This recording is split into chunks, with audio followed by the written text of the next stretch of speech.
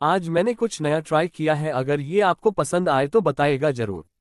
अब चलिए कहानी पर आते हैं। मामा मामी शब्द ने जैसे किसी व्यंग्य की तरह ये दो शब्द कहा तो राजेश और गीता जी के चेहरे की हवाएं ही उड़ गई। क्यों, तुम दोनों के चेहरे का रंग क्यों उड़ गया? शब्द ने गुस्से से उसे देखते हुए पूछा।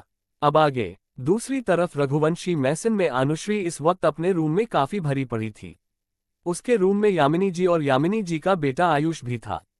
उस लड़की की हिम्मत कैसे हुई मुझसे ऐसे बात करने की? मेरे कबीर से शादी कर ली और फिर मुझे अनुश्री चड्ढा को सुनाया। पायल, तुम मुझे अभी जानती नहीं हो, लेकिन मुझसे मेरे कबीर को छीनकर तुमने कितनी बड़ी गलती कर दी है, जिसका पछतावा तुम्हें जिंदगी भर होगा। अनुश्री ने सामने देखते हुए दांत पीसते हुए कहा।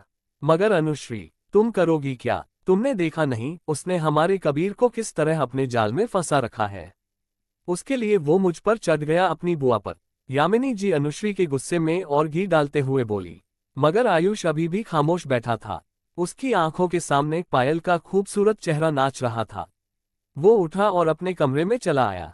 यामिनी जी और अनुश्री ने उसे जाते हुए देखा, लेकिन कुछ बोली नहीं। उन्हें अभी अपना टारगेट दिख रहा था, और वो थी पायल। वहीं पायल इस वक्त कबीर के ऑफिस में थी।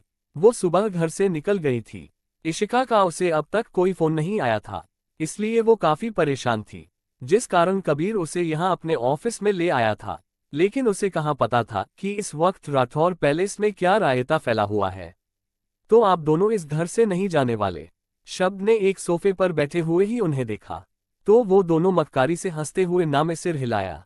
अरे दामाद जी, ऐसे कैसे चले जाएं? हम इशिका से मिलने आए हैं, और अभी तो अपनी बेटी से जी भरकर बातें भी नहीं की हमने। गीता जी मक्कारी से हंसती हुई इशिका के पास बैठने को हुई, लेकिन शब्द ने हाथ दिखा दिया, जिसे देख वो सहम कर एक कदम पीछे को हो गई। हम कहते हुए शब्द कुछ सोचने लगा। केशव राणा। शब्द ने केशव का नाम लिया तो गीता जी के हाथ राजेश जी के बाह पर कस गए। उन्होंने भी डर से गीता जी के हाथ पर हाथ रख दिया। केशव राणा कहाँ है? शब्द ने पूछा तो उन दोनों की नजरें आपस में मिली। शब्द उन दोनों को बराबर देख रहा था। इशिका भी उन दोनों की तरफ ही देख रही थी। हालांकि इशिका को उन दोनों को इस तरह देखकर बुरा लग रहा था, मगर जो 4 साल पहले तक वो उनके साथ रहकर भुगतती आई थी, उसे वो आज तक नहीं भूली थी। मैं जानता हूं कि वो उस दिन जिंदा बच गया था, और तुम लोगों ने मौका पाकर उसे वहां से गायब कर दिया, क्योंकि मेरे आदमियों ने पूरा फार्म हाउस छान मारा था। लेकिन केशव राणा तो क्या उसकी लाश तक उनको नहीं मिली?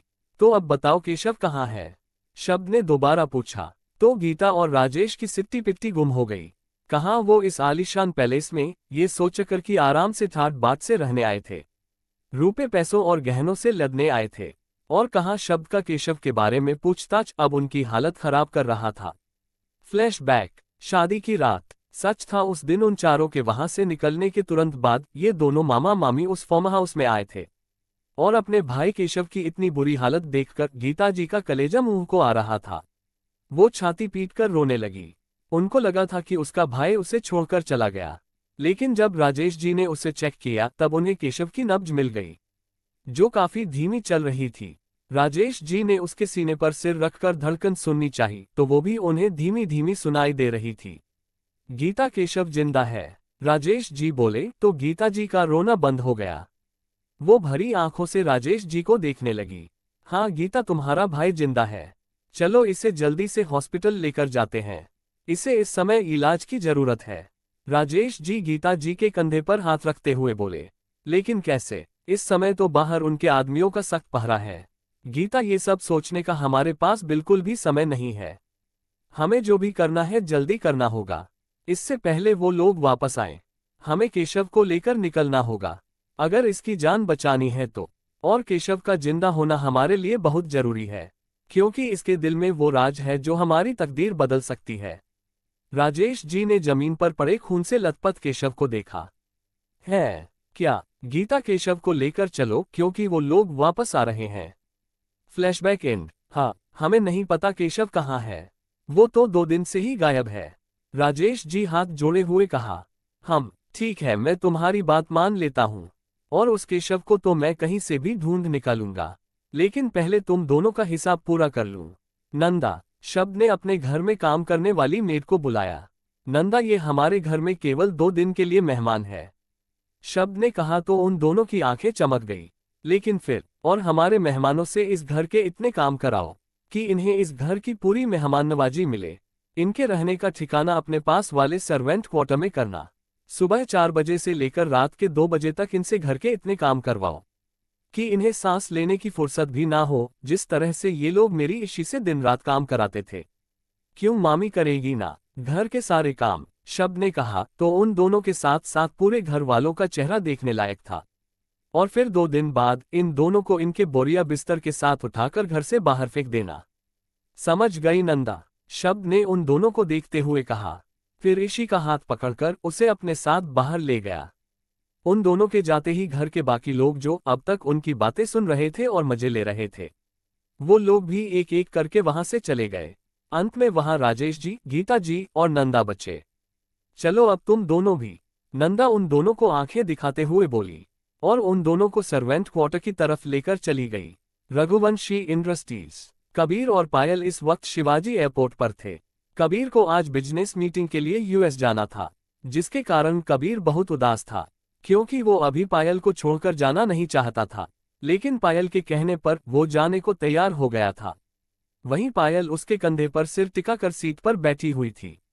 Sweet heart I love you, Kabir एकदम से बोला। पायल जो अब तक कबीर के कंधे पर सिर रखे सामने देख रही थी, कबीर की बात सुनकर उसने सिर उठाकर कबीर की ओर देखा। कबीर, शश, आज तुम कुछ भी नहीं बोलोगी, आज सिर्फ मैं बोलूंगा। बोलते हुए कबीर ने पायल के होंठ पर अपनी उंगली रख दी। पायल कबीर को देख रही थी। स्वीट हार्ट, आज मैं तुमसे 1 महीने के लिए दूर जा रहा हूं, मगर सच कहूं तुमसे 1 महीने की ये दूरी मेरे लिए 7 जन्मों जितनी लंबी है। कबीर बोला तो पायल की आंखें झिलमिला गई। कबीर ने आगे बढ़कर पायल के आंसुओं पर अपने होंठ रख उसे पी लिया। कबीर के होठों के स्पर्श से पायल की आंखें बंद हो गई। कबीर पायल की बंद आंखों को देखने लगा, फिर झुककर पायल की दोनों आंखों पर किस कर लिया। कबीर के किस करते ही पायल ने आंखें खोलकर कबीर की तरफ देखा। पायल, आई लव यू, मैं तुमसे बहुत बहुत बहुत प्यार करता हूं, इतना प्यार कि मेरी धड़कनों को तुम्हारे बगैर धड़कना गवारा नहीं। तुमसे दूर मेरी सांसें चल तो सकती हैं, लेकिन वो कबीर नहीं होगा, वो बस एक जिंदा ला। कबीर आगे कुछ बोलता कि पायल ने कबीर के होठों पर अपने होंठ रख दिए। दोनों शिद्दत से एक दूसरे को किस कर रहे थे। कबीर की भी आंखें भीगती जा रही थी, लेकिन दोनों एक दूसरे को छोड़ना बिल्कुल भी नहीं चाहते थे। 10 मिनट बाद दोनों एक दूसरे से अलग हुए। कबीर पायल के माथे को अपने माथे से जोड़ लिया। कबीर के एहसास से पायल अंदर ही अंदर भीगती जा रही थी, लेकिन उसने अपने आंसुओं को अब रोक लिया था। फिर एकदम से बोली, I love you too Kabir, I love you too. Payal के इजहार से कबीर के उदास चेहरे पर मुस्कान आ गई। इस बार वो खुद आगे बढ़कर पायल के होठों पर अपने होंठ को रख उसे चूमने लगा। तभी कबीर के फ्लाइट की अनाउंसमेंट होने लगी, जिसे सुन पायल और कबीर दोनों अलग हुए। कबीर जाने को मुड़ा, लेकिन पायल के रुके आंसू फिर से बहने को तैयार थे। लेकिन पायल कबीर को कमजोर पड़ने देना चाहती थी, इसलिए उसने अपनी आंखें अपने दोनों हाथों से साफ कर ली और अपने चेहरे पर झूठी मुस्कुराहट ओढ़ ली। कबीर मुड़ा और झट से पायल को अपनी बाहों में भर लिया। कबीर के इस अचानक से हुए रिएक्शन से पायल के रुके आंसू फिर से बहने लगे। कबीर की भीगी आंखें अब रुकने को तैयार नहीं थी, लेकिन दोबारा अनाउंसमेंट सुन पायल ने अपनी आंखें साफ कर ली और फिर चेहरे पर नकली मुस्कुराहट ओढ़कर बोली, कबीर, फ्लाइट का टाइम हो गया है, तुम जाओ। पायल ने कबीर को खुद से छुड़ाते हुए कहा। कबीर अलग हुआ और वापस मुड़कर वहां से जाने लगा, लेकिन बार बार पीछे मुड़कर पायल को एक नज़र जरूर देख ले रहा था। कबीर के जाने के बाद पायल के आंसुओं का बांध भी तुरंत टूट गया और वो वहीं बैठकर जोर जोर से रोने लगी। राठौर पैलेस। इशिका अपने कमरे में बैठी कोई मैगजीन पढ़ रही थी और शब्द इस वक्त स्टडी रूम में था। तभी इशिका को कुछ महसूस होने लगा। उसे अजीब सी बेचैनी हो रही थी। उसे फुल एसी रूम में अजीब से घुटन होने लगी थी। माथे पर पसीने की बूंदें चमक रही थी। ये दिल में बेचैनी क्यों महसूस होने लगी? कहीं कुछ गलत तो नहीं घट रहा? कहीं पायल के बारे में सोचते ही इशिका को और भी ज्यादा घबराहट होने लगी। इशिका ने जल्दी से अपना फोन उठाया और पायल को कॉल लगाने लगी। वहीं पायल एयरपोर्ट पर बैठी रो रही थी। उसके बगल में रखा फोन घंघना रहा था, फिर घंघनाते हुए बंद हो जा रहा था। पायल के आसपास भीड़ इकट्ठा होने लगी थी। वहां पास में खड़ा अधिक फोन पर कबीर को पायल की अपडेट दे रहा था। जिसे सुन कबीर की हालत भी खराब हो रही थी। लेकिन अभी उसका यूएस पहुंचना जरूरी था। वहां उसकी कंपनी की हालत बहुत खराब हो गई थी, जिसे सिर्फ उसे ही हैंडल करना था।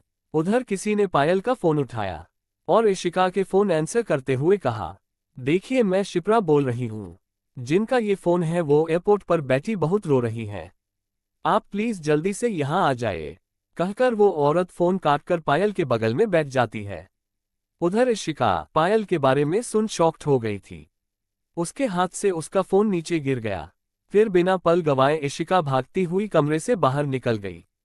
जारी है लेखिका प्रियंका गुप्ता। अगला भाग कल। अब तक पायल इशिका के लिए इतना कुछ करती थी, लेकिन आज आप इशिका की दोस्ती देखेंगे पायल के प्रति।